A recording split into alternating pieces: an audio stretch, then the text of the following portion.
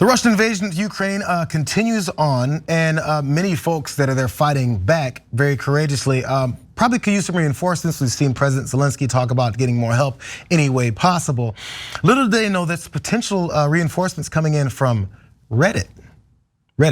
Let's look at some of these. There's a subreddit that's called Volunteers for Ukraine. Pretty straightforward. I think you might understand what that might be about, but it has over 45,000 subscribers, and it's mostly populated with people talking about how they can potentially help Ukraine, maybe people asking how they could. But one aspect of this group are people that are straight up saying, here I go, what can I do? I'm showing up. Let's look at some of these posts from that particular subreddit. This first one says, well, boys, time to fly.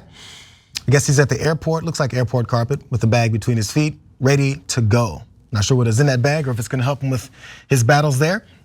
The next one says, can I fight in Ukraine? I'm a 24-year-old male, Welsh, relatively fit, willing to learn whatever it takes.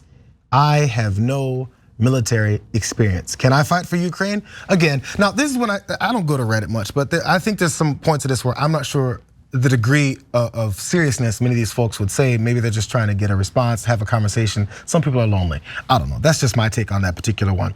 Another one says, can you bring your own gun? This seems a little more serious. Just wondering if you have a kit you are used to, that you would be able to bring your own gun, like say for instance, you didn't want to use the AK-47 that they're issuing. So bringing his own kit. I guess that's a little more serious. Also, the people, these potential soldiers that are looking to get in there, they were met with some skepticism, as you can imagine. Some people going, what are you talking about? You're not a soldier. One tried to explain exactly how serious doing something like this would be. And they said, imagine you're playing a multiplayer game for the first time against people who have 1,000 hours of the game, who have played 1 hour of the game, but the first time you die, you're dead, is what someone warned. You wouldn't even have the context to understand what's going on. It'd be over before it even happened. Maybe there's some truth to that. Also, as these warnings did come in, the people that wanted to go over there didn't really want to hear it. So when critics point out that the inexperienced fighters could be a liability on the battlefield, they've often been accused of being, quote, Russian shills. They're on a mission to thwart foreign volunteer efforts. And others are giving sensible advice, have also been accused of gatekeeping. Lately, I've been seeing many people telling us, don't go there. You won't do anything. You will die. Honestly, what the F? Don't you mind your own business, is what one user wrote. I don't know how to operate and maintain a weapon, but if I get for any reason killed, that's my problem. I guess that's a straightforward statement there. And also, there's also more than 20,000 foreign fighters from 52 countries that are thought to have at least attempted to join this battlefield in Ukraine since they were invaded by Russia in February. And those applicants run the gamut from hardened veterans of the US and other militaries to war tourists with no military expertise at all, as we saw there. I did a story about this on the watch list maybe 2 weeks ago about one particular guy who went there. He's part of one of these militia groups here in America, and he joined up. They snatched his gear from him. He was telling this particular story about how don't go there, it's a trap. And his storytelling of what happened to him there, which wasn't backed up by his fellow, I think they were Proud Boys or someone like that.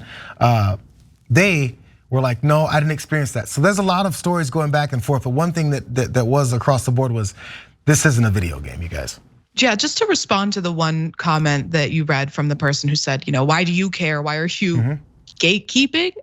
What, this is my life. If I die, I die. But that's not the case, because when you're involved in these situations and you have no experience, you could get other people killed. Not just you, it's not just your life, it's the group of people that you're with, and your inexperience is, it becomes a liability. Also, these people are, coming in with no training, so they need some training, which is just a drain on the limited resources that they do have. And it's tough because a lot of these people have good intentions. Yeah. They've seen an atrocity and they really want to help. But there are, organizations that are doing humanitarian work that, they could donate to, or even get involved in providing those, administering that humanitarian aid.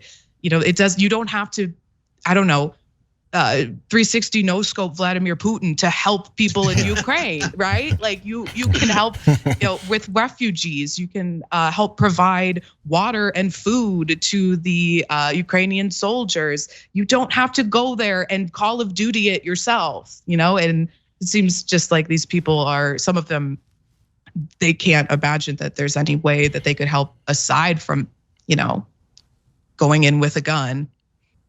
Yeah, I don't pretend like I'm hardened and battle ready. I have not known, direct military combat in my life, so I'm not going to posture about this. But I completely agree that if you're going into a situation like that is already very dangerous, and you have absolutely no experience outside of maybe seeing a couple movies or video games, and then you throw yourself into it, it's not gonna help the situation. You're gonna have a lot of people who will probably have to hold your hand in a time of crisis when they don't have the luxury of doing that. So I don't really have much beyond that to say. That I think the moment you sit down and settle into the reality of what it is like to be in war, it'll probably be a horrifying experience.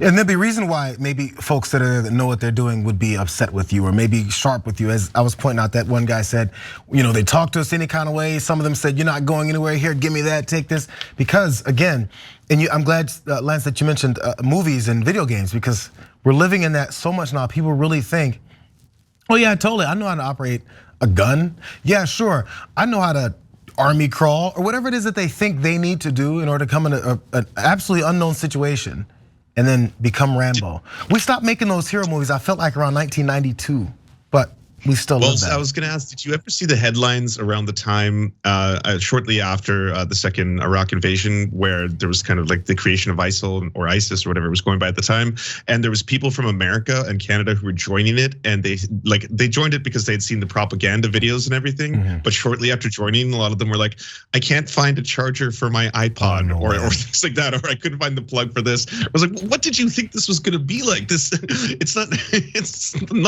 not glamorous. You saw a propaganda video. You would think that people would realize that difference, but I don't know, man. It's hard to get other people's heads and actually realize what they think they're getting themselves into.